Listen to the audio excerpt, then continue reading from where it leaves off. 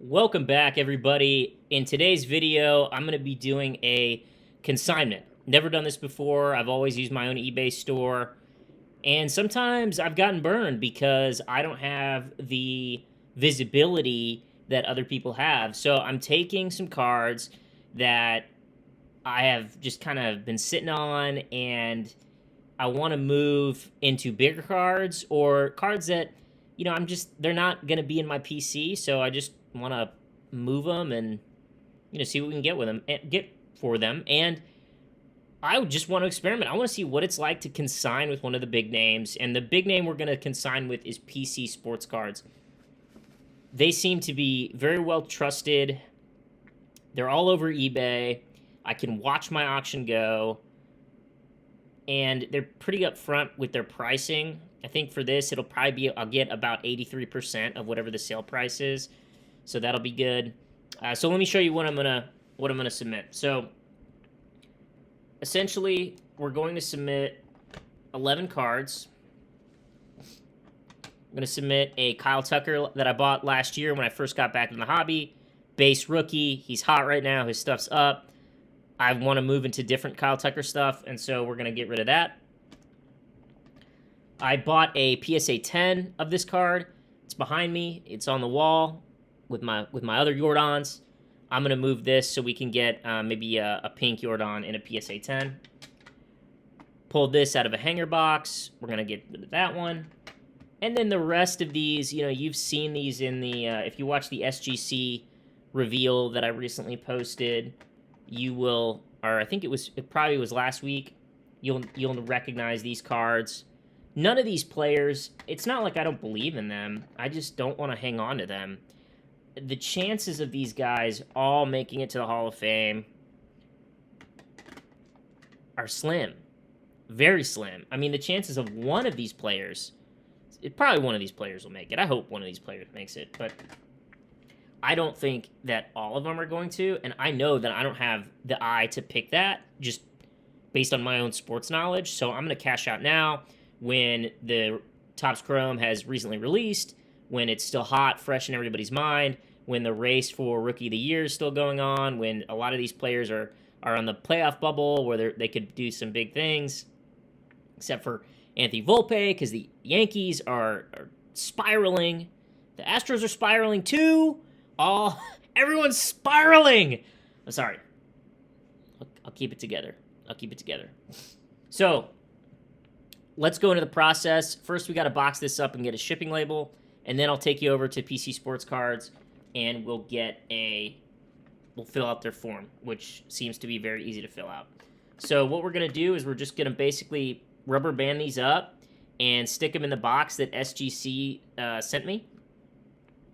And we will send them to PC Sportscards. See what we get. It will cost us a little bit of money. I'm going to have to weigh this and get that info, but the beauty of these boxes is that we can reuse them. Recycling helps out everybody. There we go. Snug as a bug in a rug. Because we got this box and it was we added a couple cards in here. It's nice and, this thing's not moving around. So we'll tape this up. We'll stick it in a bigger box, put some bubble wrap around it, and ship this off to PC Sportscards. And by the time, it'll be a few seconds for you, but for me, who knows how long it's going to take. And I'll give you my honest opinion on the whole process, what we get for them, pack this stuff up. Okay, so here we are. We've got the form filled out. I've got my shipping label copied. I will fill out the rest of this personal info real quick and hit next for you. So here's what I did. I bought insurance. I recommend you always buy insurance when you're shipping to get cards graded.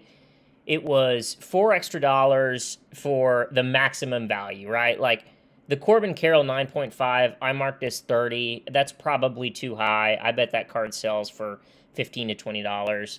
Gunnar Henderson 9.5, 15 to 20. Brian 20 was high. I mean, that's probably a 9 is probably a $10 card, honestly, even if it's a Prism. The Cal Mitchell, he's not a hot rookie, So he's, even because it's a numbered card, I put that as 30, but that's, that's the high end. That's if you've got a Cal Mitchell Rainbow Hunter or something.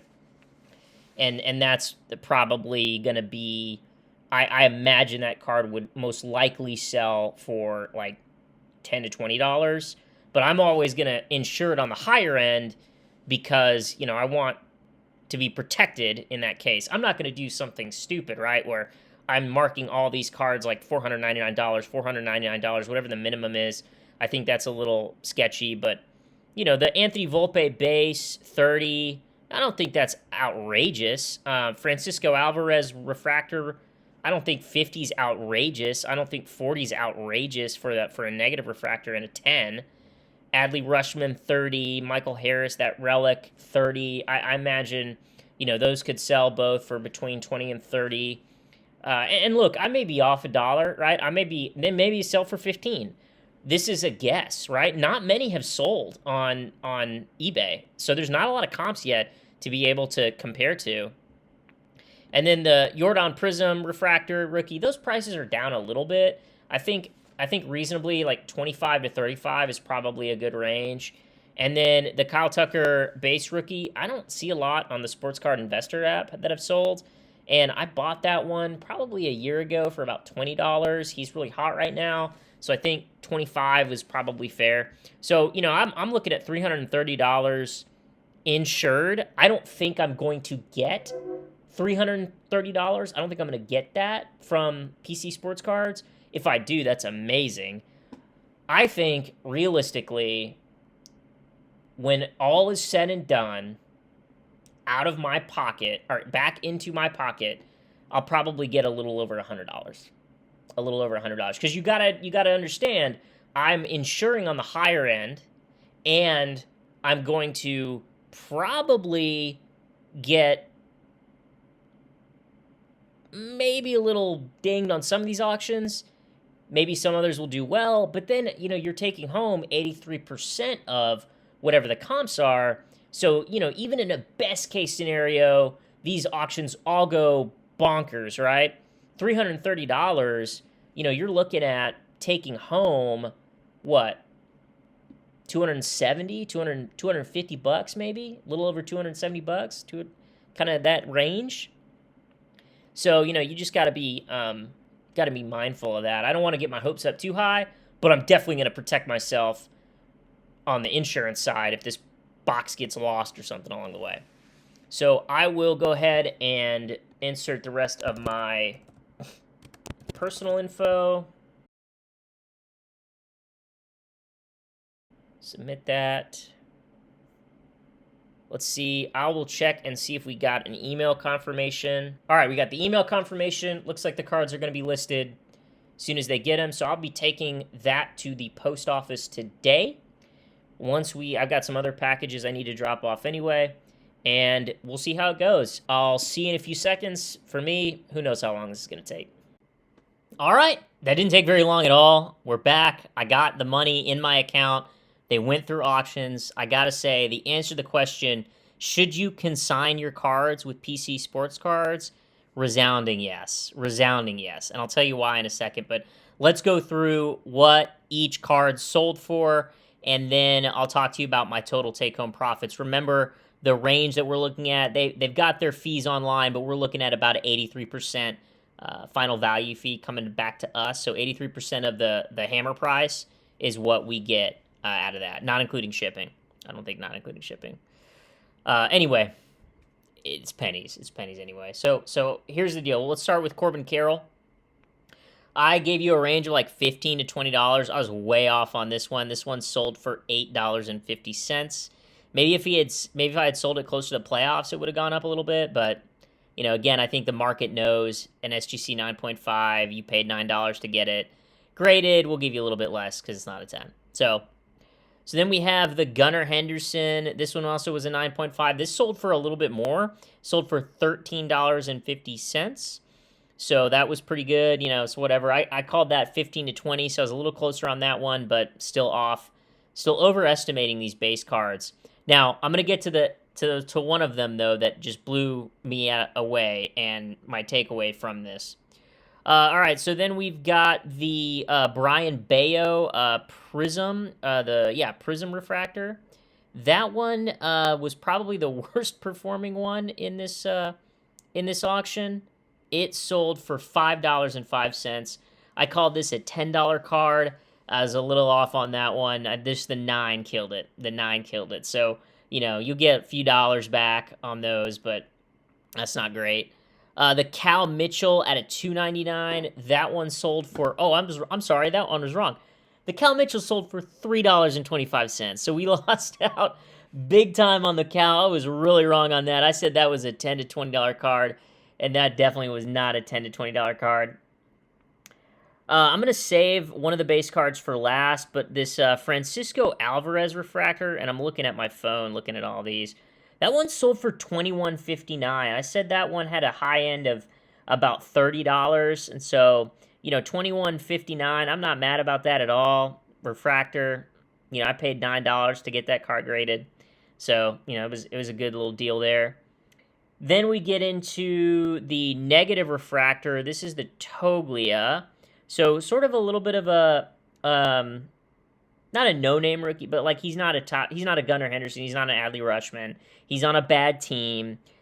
This one surprised me. It sold for $11.50. I figured a negative would sell a little bit higher, but I guess there's just not a lot of Colorado Rockies out there, and they're not in the playoffs. They've been eliminated, so what are you going to do? Then we have the Adley Rushman PSA 10. Or sorry, not PSA, SGC. SGC 10, this sold for $19.25. I said this would be about $20 to $30, so I was a little bit closer on that one. Even my estimates were high. I mean, the insurance was super high because I thought, in a perfect world, some mom buying it for their kid is going to pay $30 for it, but, I was wrong. So then we've got the Michael Harris. This one was the Relic. It sold for $26. I actually called this one. Gave you a little bit of a $20, $30 range. Got that one. That one sold for $26. Whatever. Then the Yordan Alvarez Prism. This one sold for $15.49. Was off on that one too. And then the Kyle Tucker. That one sold for $15.50. So I was low on all of them, except for this one. I said the Volpe could sell, I think I said like $20 to $30. The Volpe sold for, what was the final price? $37.57 for a base Volpe SGC 10. So most of the base cards sold for way less than I thought. Most of the parallels sold for way. That Cal Mitchell killed me. I was like, come on, it's a numbered card. Surely it's going to get more than $5. It did not get more than $5. And that's a risky take.